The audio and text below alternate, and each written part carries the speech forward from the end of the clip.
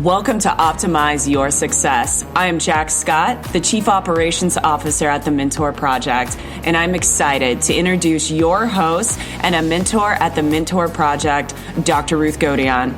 Dr. Gotian is an expert in the field of high performers.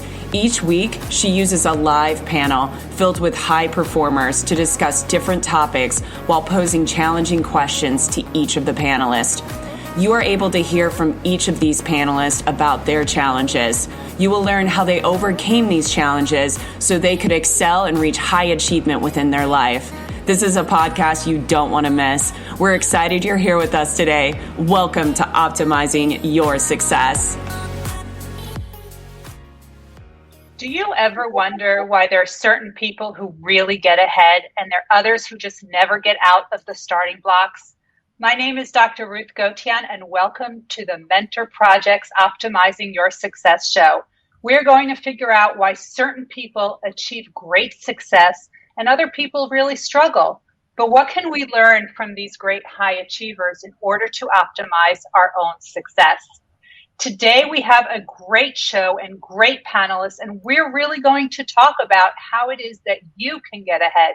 And they're going to share some incredible stories. And we have been chatting before the show started. We have been laughing so hard. We almost forgot to press record.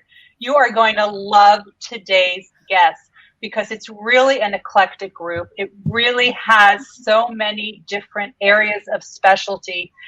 And if we're lucky enough, and we might even save some lives today. We've got big goals for today's show. So without waiting another minute, here are our guests. Allison, take it away. Hi, I'm Dr. Allison Escalante. I'm an adjunct professor of pediatrics at Rush in Chicagoland.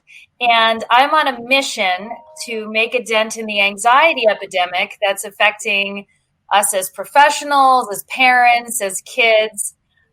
Because of a culture of criticism and anxiety that I call the should storm. You should do this, you should do that, and you're going to be screwed if you don't. And I highly recommend, one of my jobs here is, with the high achievers don't always talk about all of their successes. So I feel that I am the color of the peacock. I am here to really show some of the colors of their feathers if they don't do it themselves.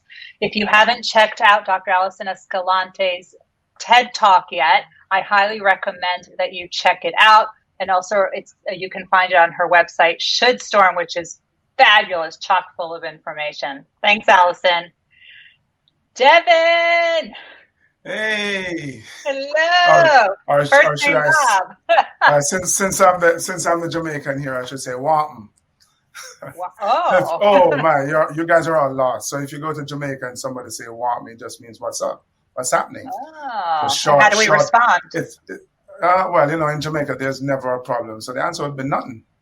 So Wampum is what's happening, the shortened version of that, because we're too lazy to say what's happening. And there's nothing. There's nothing. But Alison, you are not a lazy person, Devin, though, because I know what you've accomplished. We are laid back. What can I say? We are easygoing that way. So I really love that should storm because I think so many people live their lives, wish I coulda, shoulda kind of thing. And those are not the kind of people we're talking about. We're talking about people who just don't decide not to sit around and accept life as they find it, right? The circumstances they find themselves in, but kind of look beyond that and decide that, I am going to do X, Y, Z. When I was younger, I was... Wait a minute, Devin, before you get to when you were younger, tell everyone who you are and why I invited you on this show. Oh, yeah. So when I was younger, I never dreamt that I'd one day become a Jamaican Olympic bobsledder. But perhaps because I didn't get caught in the should storm, things happen. So Devin is one of the original Jamaican bobsledders. Right. I'm a 3-time Jamaican bobsled Olympian and original member of the Jamaican bobsled team and motivational speaker, author, philanthropist, and, and one funny guy. Family of this we're a bunch right here, so it's all good. Part of the Optimizing Success family. Welcome, Devin. I know I'm moving up right now, so it's all good. So We're yeah, all but good. when I was younger, though, I used to think because that's how I thought that when someone decided that they were going to do something, they just did it, and I soon found out that that's not the case. And so I want to hopefully, as we go through the evening, everyone who is listening will realize that everyone here on the panel are those people who decided they wanted to go do something and they didn't get caught up in the should storm. Absolutely. Thanks, Devin. Dr. Bruce Y. Lee. Yes, well, thanks for having me on the show. Speaking of should storm, I should have put something on this green screen because I realize it's just a green screen, which is what people don't usually do. But I have never been on a bobsled myself, so I am in awe of someone who actually can do that and make the Olympics. I myself, I'm a professor of health policy and management at State University of New York, School of Public Health. I do a lot of healthcare AI and modeling and simulation. And when I say modeling, it's not the catwalk type, it's the building computer models. And I also am a senior contributor to Forbes, where I cover health and healthcare and anything involving health. And great articles. I highly recommend that you check out his articles in Forbes. Thanks, Bruce. Dr. Dave Greenwald. Good evening. Thanks. Hello. So good to be here. So by trade, I'm a gastroenterologist, and I am titled the Director of Clinical Gastroenterology and Endoscopy at Mount Sinai Hospital in New York. I'm fortunate also to be president of a large national organization of gastroenterologists, the American College of Gastroenterology. And I am so incredibly pleased to be here tonight. When Ruth invited me, she told me, astronauts and Jamaican bobsledders have been on the show. And I said, oh, I really wish I could have been on the night that the Jamaican bobsledder was on. And she said, we're going to have him again. And here I am. Well, I've always wanted to be a gastroenterologist. So here we go. There you go. There you go. Talk, Devin, okay. And two fun facts about Dave. So first of all, someone who I love very, very, very much, Dave was his mentor. And that guy, who I love very much, has advocated for Dave for months. Get Dave on the show, invite Dave. And when I called him and I told him about the bobsled, and he said, that he really wanted to be on it, we said, we can make that happen around here. So here we are. And hopefully we will get to this, because I said, Dave, let's try to save some lives tonight. And as president of the American College of Gastroenterology, he has some very powerful messages that he can share about something that scares all of us. Because if we are going to achieve success, we need to be in our best state of health to do it, which means doing a lot of preventative stuff as well and really thinking forward. So he will talk to us about that a little bit as well. So I really appreciate you taking the time to come on, Dave. I have personally seen firsthand the mentorship that you provide, and you've mentored hundreds of doctors. I mean, have you ever counted how many? No. But the man who Ruth is talking about is her husband. So I was fortunate to be the training director in the program where he trained. He's an absolutely wonderful gastroenterologist also, and just a lovely person. And how great is it that this is decades later and they're still in touch. So that tells you what a great mentoring relationship and teaching relationship and advising relationship that was. So thank you. Susie Katz. Hi, how are you? Great. So, I'm Susie Katz. I've been a photographer since I was little. I think people asked me when I started, and I think as soon as I could see, I could put something into a frame. And I've spent many decades as a professional photographer. And about 10, 15 years ago, I morphed that into my nonprofit Photo Wings, which we utilize the knowledge in around photography to help people learn how to think. So I've been spending a lot of time mentoring other people and talking with the best photographers in the world, learning how their process and how they've succeeded. And Susie's not just a photographer. I mean, some of us just run around with our phone and, our iPhone has all these settings and we think we're hot stuff. Susie is the ultimate photographer. And I think if you would ever go check out her website and see, just there are colors there I never knew existed. It is mesmerizing, some of these pictures. So I highly recommend that you check that out. Thanks, Susie. Janice Lintz. Hi, and thank you again for having me. So I work in hearing accessibility and help make the world accessible for people with hearing loss. And I'm also traveling to every country in the world pre-pandemic. So when high achievers, I always say that they're the most humble people around. I've had to interview some of them, and I say, I'm reaching out to you because you are an extreme high achiever. And they say, no, I'm really not. And I said, but you won a Nobel. I think you are. And this happens over and over and over again. And Janice is just another one of the examples, like everyone here. She doesn't just advocate for hearing loss.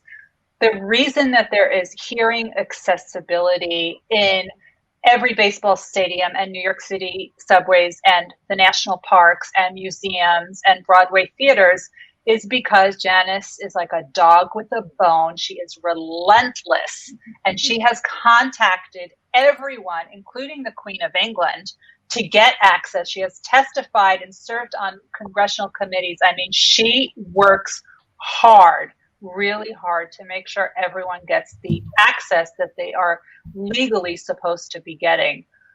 These are people, all of these people, Allison, Devin, Bruce, Dave, Susie, Janice, these are people, they started at the same starting line and they got ahead. They really forged their path ahead.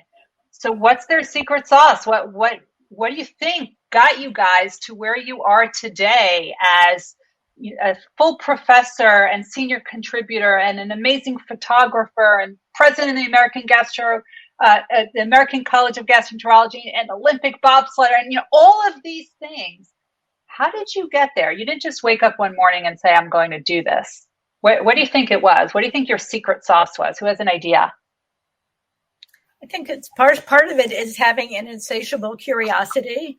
And I think all of us are people that like to give back.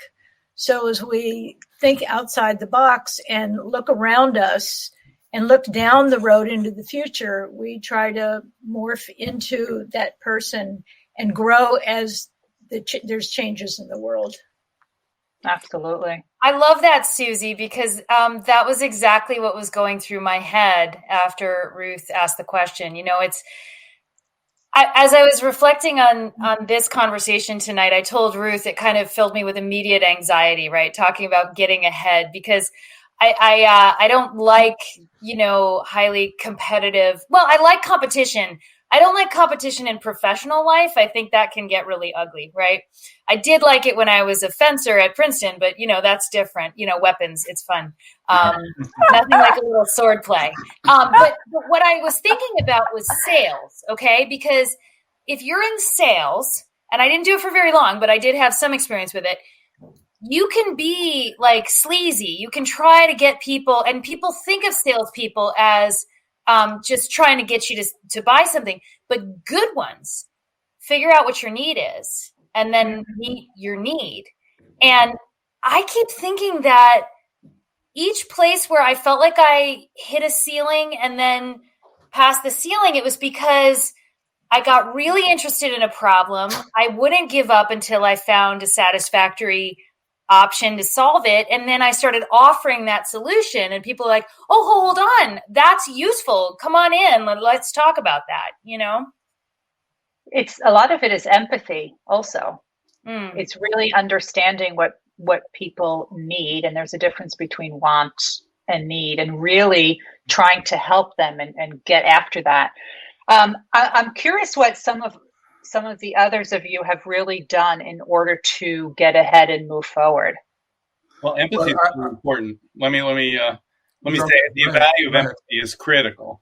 I mean, but I think one of the most important things is being your authentic self. It's not trying to be somebody who you're not, but if you naturally want to connect with people, if you want to help people, then that comes out as long as you're real. And I think a lot of the success that people have is by using their strengths, whatever those strengths are, and then really projecting them, on others. Love I it. think there are two great points here. I really love the curiosity piece, and curiosity not just from the standpoint of being inquisitive to find out, to get information, but a curiosity about the limits of your own potential. If you look around the world and look at around your world and the people who have excelled, you'll find that they rose above their particular circumstances. And so I'm always curious about, well, if he can do that or if she can do that, well, what can I possibly do? And so I'm always curious about what the next level is for me. And I speak about keep on pushing, and it's because I'm curious about what it is I could possibly accomplish if I just try. And I think if we approach life with that sense of curiosity about what our potential is, we will, as you say, Ruth, get ahead.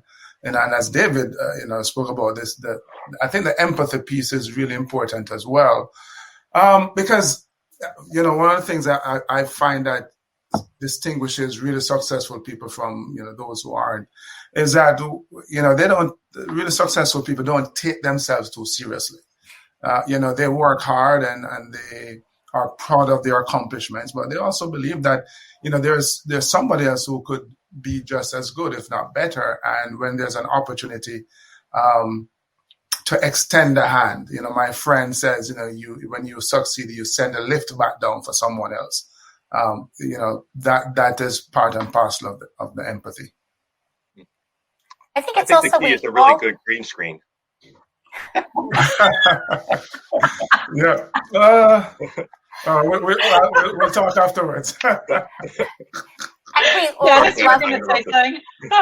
I'm sorry. I can't go on with these people. They're so funny. I think we all love what we do.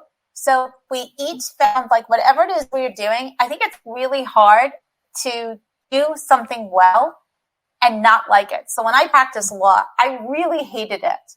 Really hated it. And it would be impossible for me to succeed as a lawyer because I just hated it. And so I always used to tell my kids, whatever career you pick, you have to love, because you have to, to succeed, you have to be able to go above and beyond everyone else.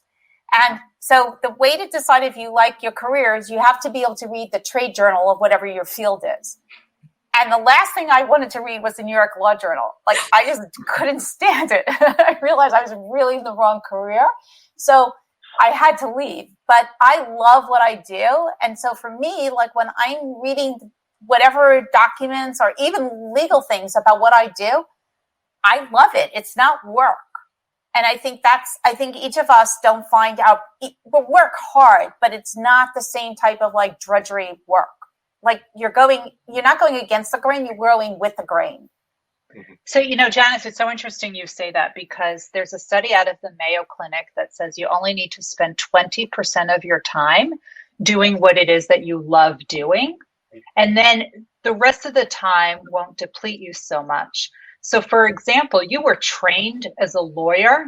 You were never trained in hearing access advocacy, but you use a lot of your law training, even though you said you hated being a lawyer. You're using a lot of that training to get your advocacy work done. And I've seen you, and I've seen how passionate and fired up you get when you're doing that. And when you do that, the law doesn't consume you so much. You actually use that to build your case. Because the difference is, when I'm practicing that way, I feel like I'm using my law degree the way it should be used to succeed, right? For good reasons. I'm not just fighting for the sake of fighting, which is when you practice law, a lot of what you do. I couldn't stand just fighting for the sake of fighting, and winning at all costs, no matter what the consequences are. I would have, if I knew my client was wrong, I'd wanted the other side to win. But that doesn't make a very good lawyer, right? That makes a really crappy lawyer, but it makes a great advocate. So I had to, I could not practice law. So, what's interesting is that with all of the high achievers who I've researched, And it's probably with everyone here who's on this panel, all of who are high achievers themselves, they take advantage of opportunities and they're not afraid to. They're not afraid to jump and take advantage of those opportunities when they present themselves, because those opportunities may never come again. And Devin, I mean, you're a bobsledder from Jamaica. So, right? I was bored. No, you were actually in the military when you tried out. So I don't think you were too bored. So as I was listening to Janice, though, what came to my mind was the fact that we all have to learn how to take our existing skill set and experience and knowledge, because we live in a very dynamic environment. So how do we take that, all of that skill and knowledge and experience, and apply it to the new dynamic environment in which we live to either create or take advantage of new opportunities? And so if you start out with being curious about what it is that you could possibly accomplish. So like, I'm a 21-year-old young Army officer, and I'm trying to figure out what the hell am I going to do with the rest of my life? I just achieved my big dream of becoming an Army officer. I'm like, is this it? I'm like, oh yeah, the Olympics. And so I start to think about competing not in the Winter Olympics, because at the time that did not exist.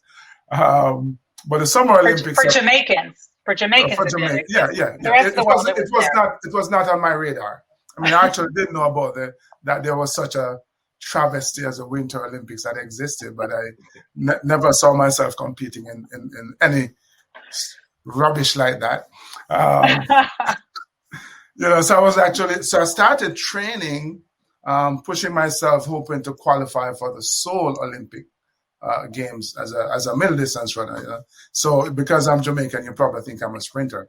Well, maybe I am a sprinter, but in Jamaican terms, I'm not a very fast sprinter. So I ran middle distances. And so around about that same time, 2 Americans came up with the idea to start a bobsled team. And I just ran this cross-country race in the Army, and they're going, oh my God, he's fit. And so my colonel told me to go to the team trials, and obviously I could have gone because he told me to go and then just kind of make up the numbers. But I'm just not wired that way. Once I'm going to the team trials, the focus now becomes, how am I going to make that team? I saw myself I described myself back then as Army fit. I could walk 100 miles, 50 pounds on my back, a rifle in my hand. I didn't feel like I was sports fit. But man, I just did everything.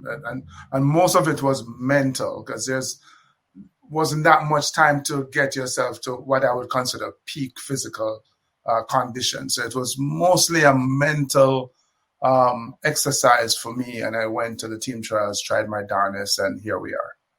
And tell everyone, where did you meet your future teammates for the first time? Oh, so we all actually were at the team trials. We didn't know each other. So we went through this 2 days of really rigorous exercising. And then 2 weeks later, I'm at the airport, and I was given an airline ticket. I turned up at the airport, and I see 3 other guys who I recognized from the team trials. And so we became a team. At the airport. At the airport. And as we're talking about, and Dave, I'm coming to you next, as we're talking about taking advantage of opportunities and not being afraid to take that risk, when was the first time you saw a bobsled? Oh yeah. October 1987 was the first time I saw a bobsled, which obviously is months before the February 1988 Olympic Games. Yeah. When we met, this was September. I'm lying. It's September 1987. We go up to Lake Placid, New York, met our coach, and he had a 2-man bobsled in his driveway. So we saw, and it was like, it's really tight and it's not very comfortable. It's not golf. And then we saw a bobsled track for the first time. And I remember just looking at, where the corners meet the straightaways and how narrow it was, and wondering how the hell are we ever going to get through that? But again, I thought to myself, other people have done it, so I guess we're going to have to figure it out. So it was a jarring experience.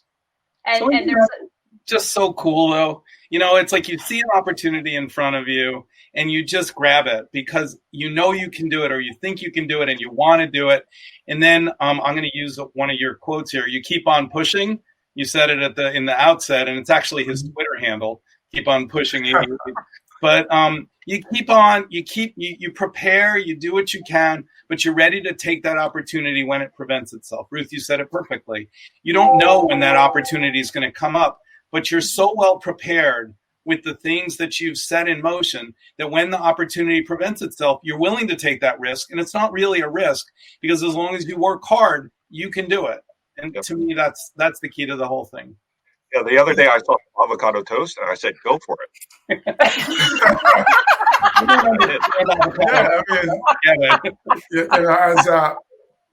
Who was it said that they don't work? Is it Janice who said, it doesn't work, but there's a tremendous amount of effort.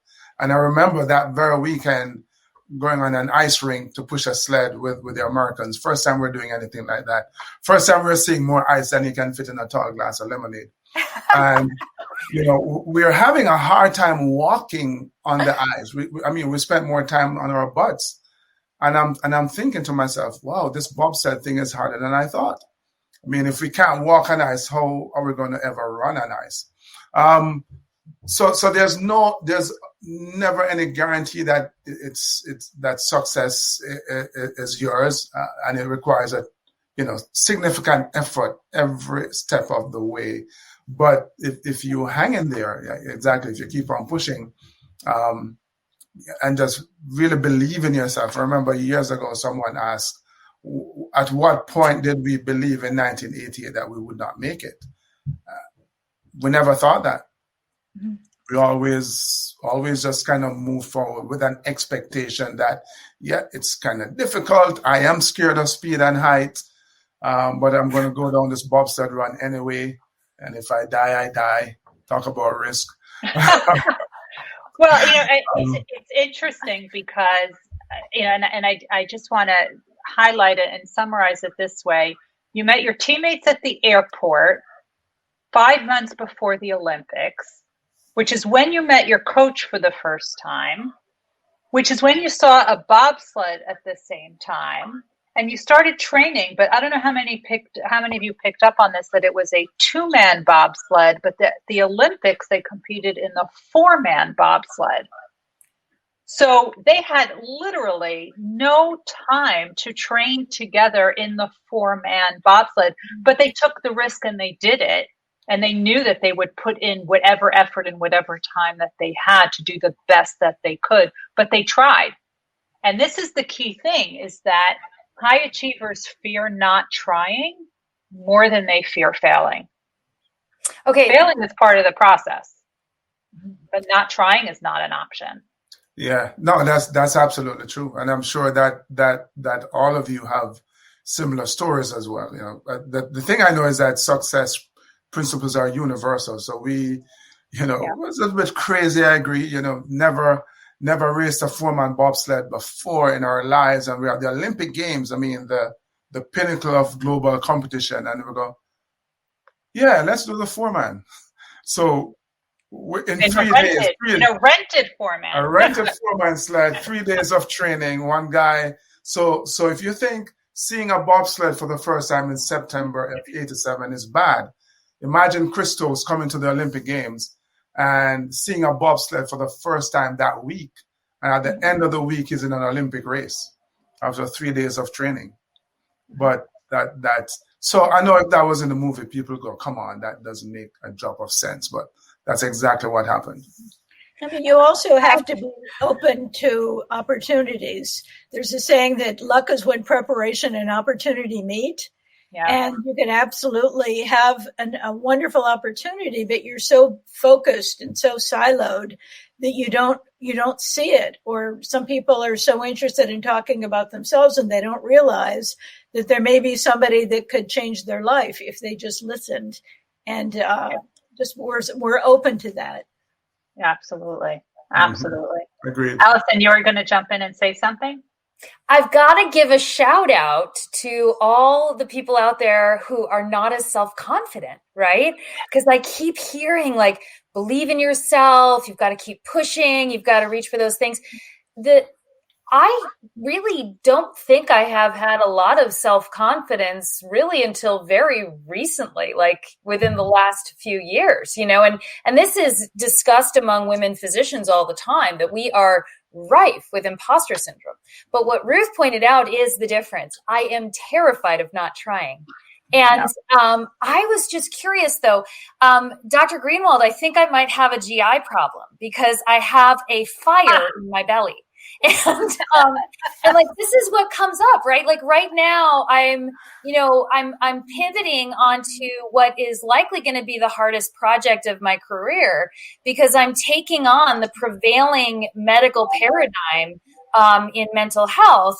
And it kind of came together where I've been thinking about it for years. And then with trembling, I published an article in Forbes about some biological anthropologists who were calling this into question, and it had 1 million reads, which I know is not a lot for Bruce, but and then then you get opportunity, right? Then and you meet a need, right? So the editors at Psychology Today were like, well, we want to talk about this more, but we don't have anyone writing about it. Will you write about it for us? And I'm like, yes. And so now that's growing into this project where it's very clear that people are really looking for this information. And I should probably tell you what it is, that a lot of the things we consider mental illness, like depression, anxiety, or post-traumatic stress, are probably not illness so much as they are important adaptive responses that our body makes to stress and adversity. And when people start to hear that, they start to think about themselves very differently. And it's all the science is out there. But anyway, so where was I going? That fire in my belly. Your whole face lit up, Allison, when you were talking about that. Yeah, so fire in my belly, because I refuse every time I feel overwhelmed by this and I feel like I'm not the person to do this. I think about all my patients who are walking around with labels that are keeping them stuck. I think about my kids and how I don't want them to grow up, to be told you're limited now because you've had a depression, and not understand that there's a totally new science of looking at this that can be very freeing. So anyway, my bottom line there is sometimes I think that people who accomplish things just don't have a choice. Like, it's not that you're going for it. It's that you have no other option. I can't turn away from this if I wanted to. I agree with that. Yeah. Can I ask a question? Where do you think the dissonance is between confidence, or the lack thereof, and the imposter syndrome? Oh, that's a long story. I actually got to interview, it was so fun. I got to interview the woman who discovered imposter syndrome. Yeah, it's Psychology Today. The article title is How to Prevent Imposter Syndrome in Your Children. That woman, she is the most giving woman. Pauline Rose Clance, I believe she's 81 now. When I interviewed her, she spent half the interview just mentoring me and building me up. Wow. But I don't know. I have to double check to get the whole thing right. Imposter syndrome is pretty common in high achievers. Ruth can tell you that. And it basically comes from the idea that every success you have is proof that you're not actually successful and you're going to be found out as a fraud. So it becomes so overwhelming, and you are afraid that it was a mistake, and people are going to think it was a mistake. And imposter syndrome, we had a separate episode about this, actually impacts 70% of people. And so that really means that most people actually have it to some degree. And I'm not convinced that the other 30% don't. I think they're either narcissists or they won't admit that they actually have it. Is that 70% of people or 70% of high achievers? Because people. Oh, because the statistic Dr. Clance uses is 30%. So I was wondering about that. No, it's now 70%. Most people have it. I'm surprised that she said that, because it was her research that said 70%. Yeah, I don't know. Those two people are imposters. We're all walking around with masks on, but the idea with the imposter, I remembered it now, is that you attribute everything that's happened to something that's not you. It wasn't your hard work. It was luck, or it was, someone who helped you or whatever. And Dr. Clance pointed out, if you've been helped along by your network, maybe it's because you're intelligent enough to form a network. That's right. Dave, yeah. when we met, you were a fellowship director. Correct. And that was the role that you held for a very long time. And that basically means that you were in charge of training the next generation of gastroenterologists at the hospital where you worked at Montefiore. Getting from that to being president of the American College of Gastroenterology, which is the big association, that does not happen overnight. How did you take that leap? Oh, well, first of all, before I get into that, Allison, you said you had this fire in your belly, and I usually try to fix the fires in people's bellies, but in your case, I'm not trying to fix it at all. One of the greatest things I've done in my life was to be fellowship director at Montefiore for over 20 years, actually.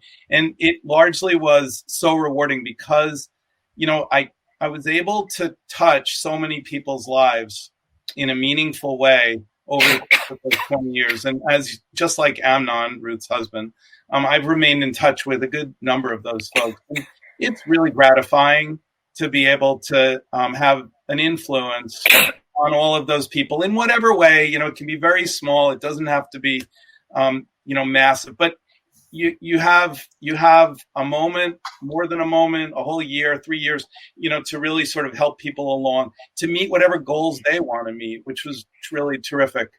To get to be president of the American College of Gastroenterology, I mean, that's just an honor and a privilege, and I consider myself really lucky.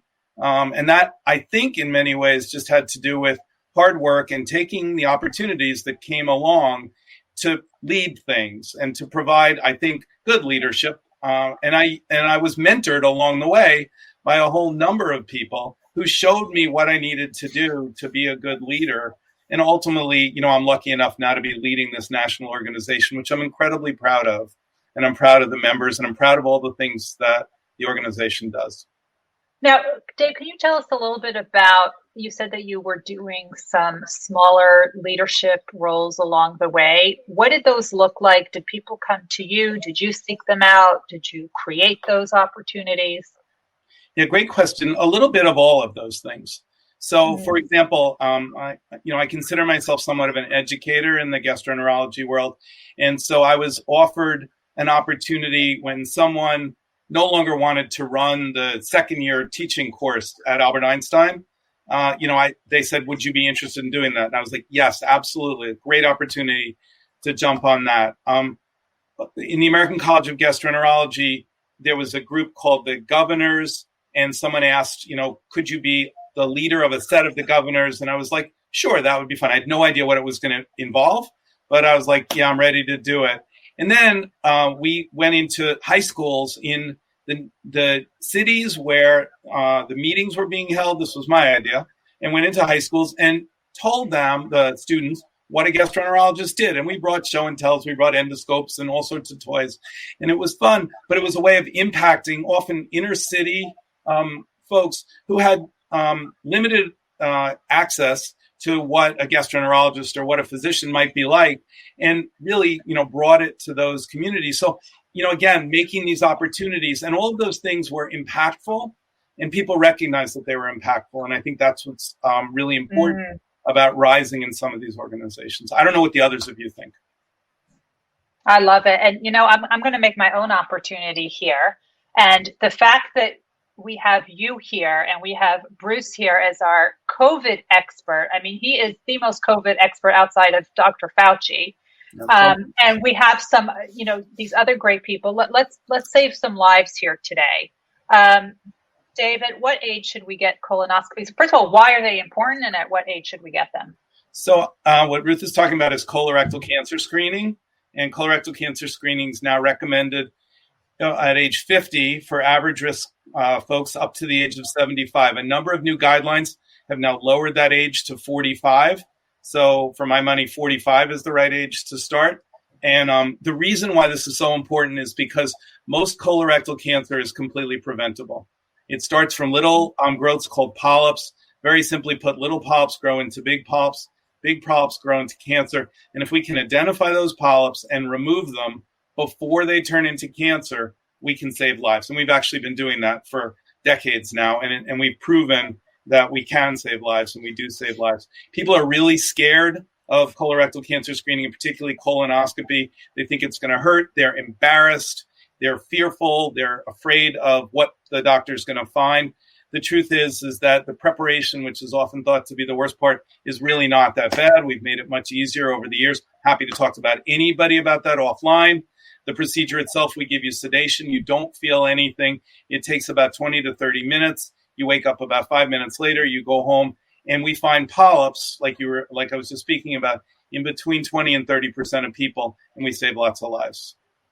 Wow. All right. So from age 45, and people who don't have a gastroenterologist, how can they find one? Well, they can go to their regular healthcare provider and ask for one. The American College of Gastroenterology, for example, has a find a physician function on the website. You just go in there, pop in your zip code, and you'll get a list of everybody in your area. Or you can just call me, and I'll recommend somebody to you. Anywhere in the world? Anywhere in the world. Wow. We feel like royalty. I just got a tiara today. More royalty. Well, I am hoping that by doing that, you have really encouraged some people to get their colonoscopies. Maybe we will save some lives today. Now, Bruce, I have you here. What are 3 things we can do in the midst of this pandemic to save our lives and other people's lives? Well, one thing I was encouraged by this conversation hearing Devin, that I'm still on the timeline to make the Olympics, because there's still a few months left. But the problem with me is lack of talent and ability. So, but besides that, I'm on the timeline. I'm sorry, you said 3 things to do? 3 things we can do to save ourselves from getting or spreading COVID. So one is what hopefully everyone's been doing up till now, which is social distancing, physical distancing, maintaining enough distance between people. You know, they always talk about the 6 feet apart. And I like to say that that's the equivalent to the height of Denzel Washington, or the height of Ryan Gosling. So if you're in Canada, it's a Gosling, and if you're in the United States, it's a Denzel. So you want to try to maintain that, disinfect things, wash your hands. So that's basically one, keeping all that stuff. 2 is face masks help, because it basically it helps all that stuff that comes out of your mouth when you talk and sing and chant, or all those different types of things. So you're really protecting each other by wearing face masks. It may protect you as well, but you used to see those films where people are singing songs. Like once you've seen one of those films where like all the spit goes flying, that kind of makes you social distance as well. So that's the second thing. The third thing is we've got a new weapon against the COVID-19 coronavirus, and that's the vaccine. So lots of people are getting the vaccine now, and vaccines historically have been one of the greatest public health interventions that we know, because it's led to the eradication of smallpox. It really prevented a lot of childhood illnesses.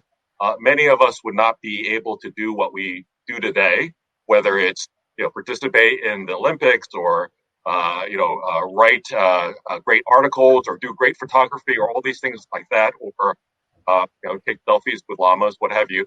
We wouldn't be able to do these things if we didn't have vaccines, because we wouldn't have the same life expectancy as we would right now. Because before, many people had measles and mumps, rubella, hepatitis. All these diseases were big problems, and are still big problems in many parts of the country. So the COVID-19 vaccine is out there, and a lot of people are getting that. So there are different things that we can do, and it all depends on layering. So it's like Swiss cheese. You don't just eat one slice; you layer it on. Or at least I like to layer 10 slices on top of each other. But basically, they all cover the holes. Of each layer has a hole, but when you cover the layers, and keep on doing that, you'll protect yourself and other people. So I got my vaccine because I care for patients, and it was better than avocado toast. The sense of happiness.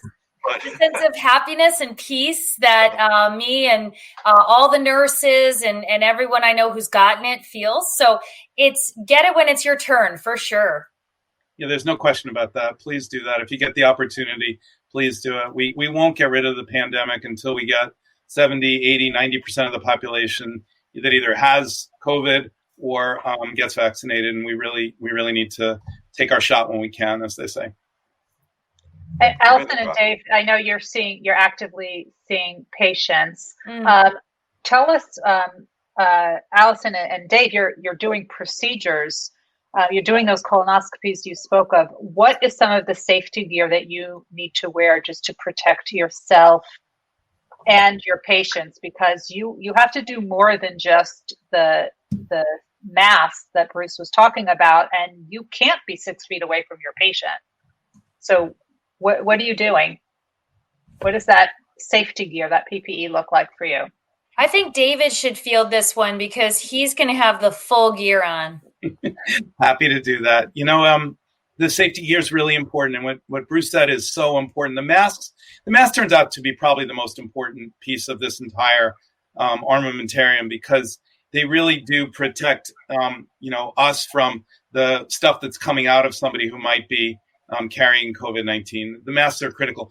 To do our procedures, we're wearing a gown, we're wearing gloves, we're wearing a face mask with a shield, and we are wearing little surgical hats now and booties. So it's quite a lot. Actually, it protects us. It's been really reassuring. We had some early studies that showed us that doing personal protective gear like this actually helped us. So yeah, the early days of the COVID surge in New York City were really frightening. Obviously frightening for patients, obviously frightening for their families, but also for healthcare workers and of all types, because we weren't quite sure what was going to happen to us. And it was very reassuring to know early on some data that showed that the personal protective equipment actually did work. And there is lots of evidence now that shows that it does do that. It's very frightening, though. And one other thing that I think is really important that I want to bring up, all of that gear isolates me from my patients now. And that's been another one of these horrible sort of offshoots of the pandemic.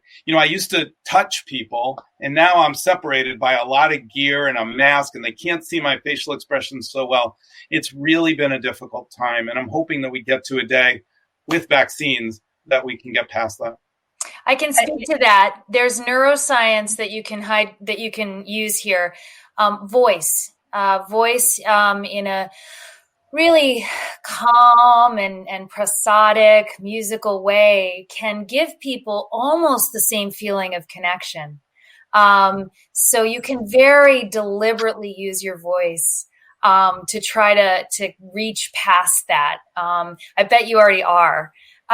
Bruce, can you speak to the recent recommendation? In Europe, they're now calling for public use of N95 masks, and I know some top experts in the U.S. have asked for everyone to start using them. Yeah, there's a difference in face coverings, obviously.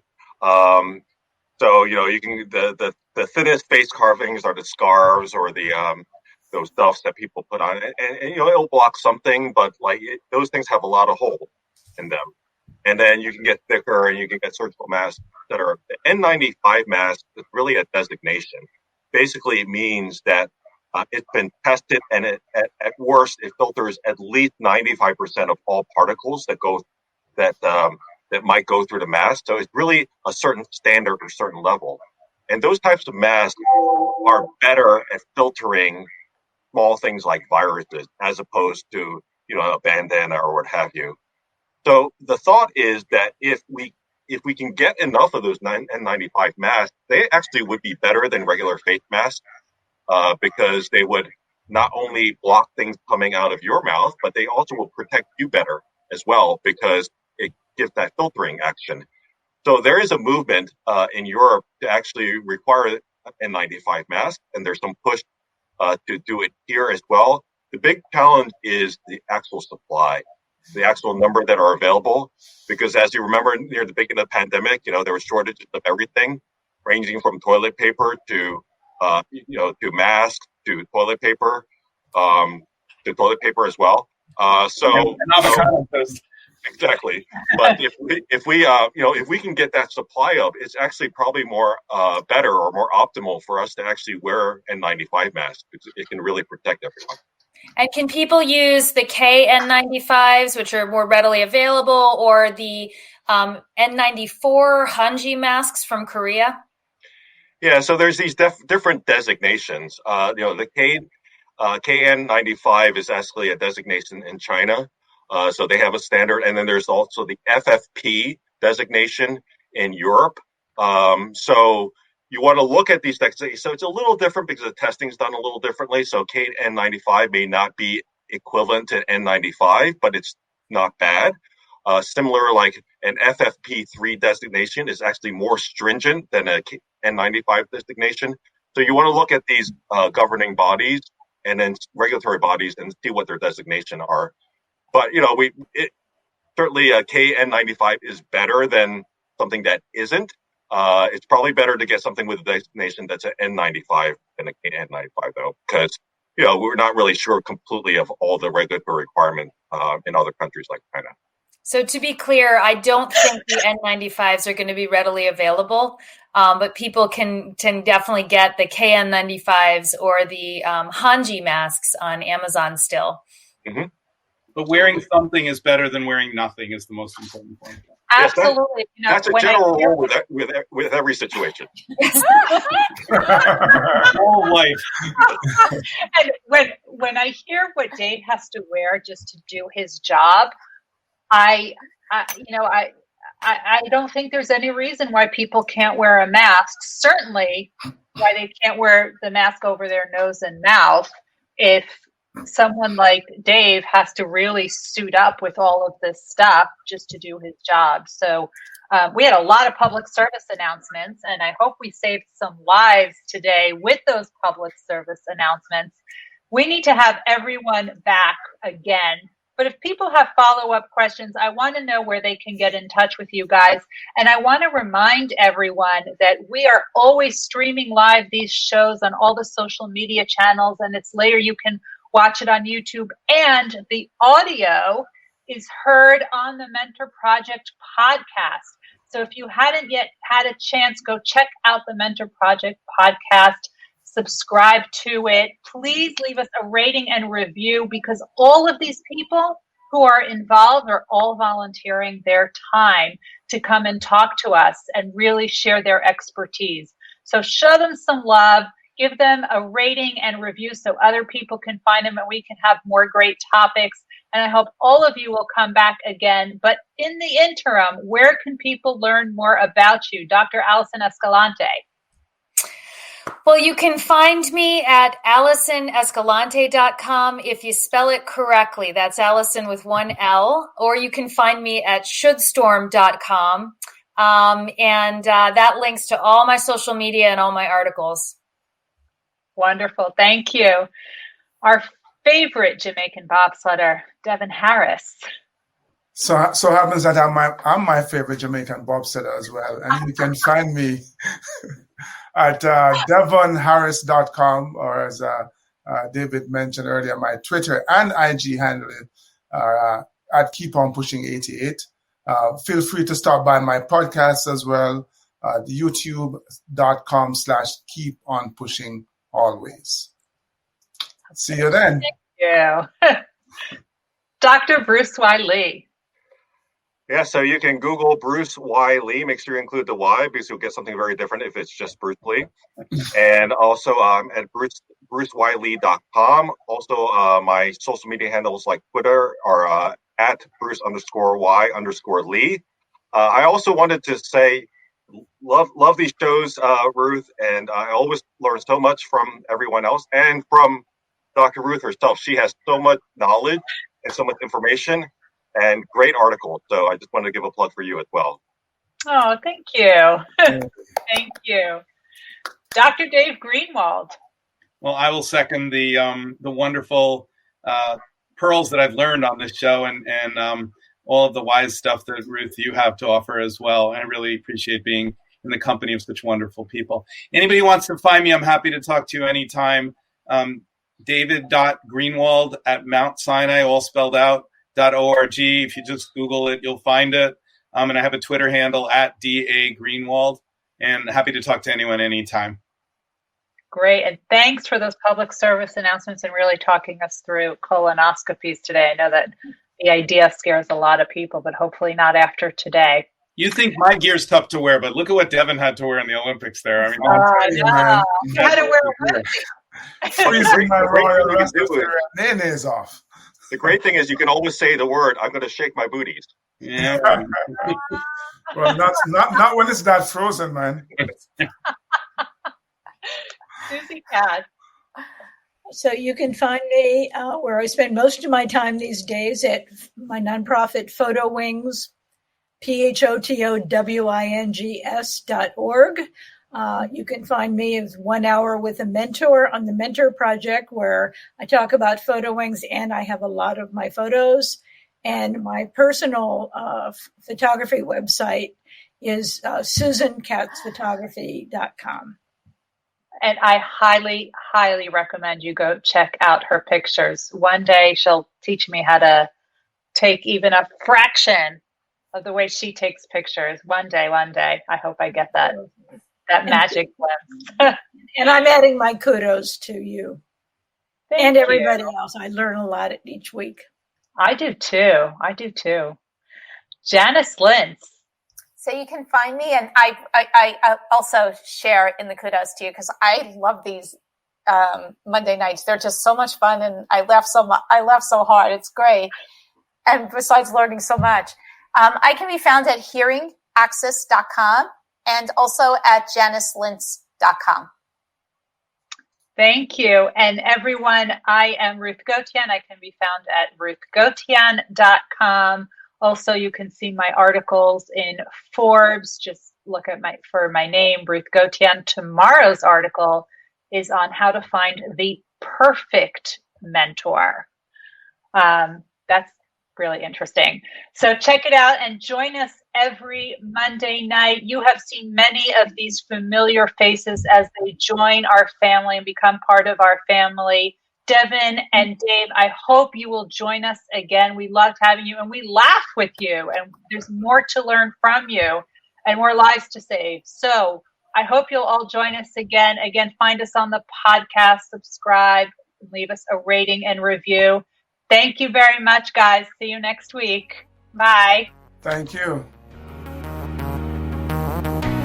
Thank you to all of our listeners and sponsors who have made this podcast possible. You can find out more about Dr. Ruth Gotian to optimize your success, live events held every Monday at 8 p.m. EST by going to our Facebook page at The Mentor Project. I am Jack Scott, the Chief Operations Officer here at The Mentor Project and the host of Meet Your Mentor, which posts every Wednesday. If you're interested in working with The Mentor Project, please reach out to us by going through our website at mentorproject.org. We look forward to seeing you back here next week to learn more about how you can optimize your success.